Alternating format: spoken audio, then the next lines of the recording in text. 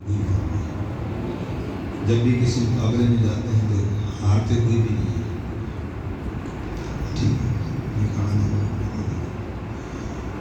جب بھی کسی مقابلے میں جاتے ہیں تو ہارتے، بولو نا، ہارتے کیا کرتے ہیں؟ ایک چھوٹا سا جملہ، کسی مقابلے میں، امتحان میں جب ہم شریک ہوتے ہیں تو یا ہم جیتتے ہیں یا ہم سیکھتے ہیں.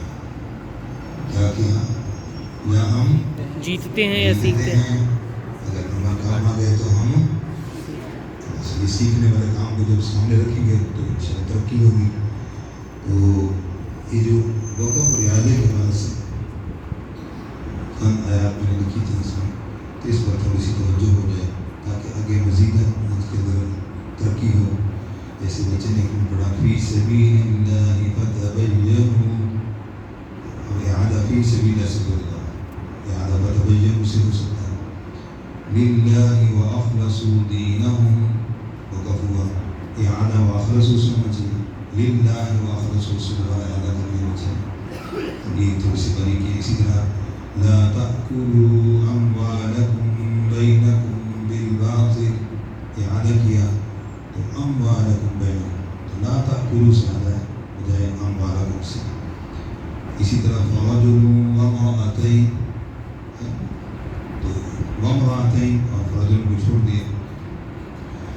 باقی چھوٹی موٹی جو باریکی ہیں وہ انشاءاللہ جب بندہ آگے پڑھنے کو کوشش کرتا ہے، مقابلہ میں جاتا ہے، تو اس میں یہ چیزیں انسان کو سامنے آتی ہیں. کئی بچوں نے، ایک دو بچوں نے لہجوں کے اعتبار سے اور اعتبار کے اعتبار سے بہت کمال پڑھا. یہ بھولنا کوئی مسئلہ نہیں ہوتا، بھول جاتا ہے کوئی بات نہیں، ٹھیک ہے نا. غلطی نہیں ہونی چاہیے. کیا عرض کیا بچوں؟ غلطی، کیا کہا بیٹا؟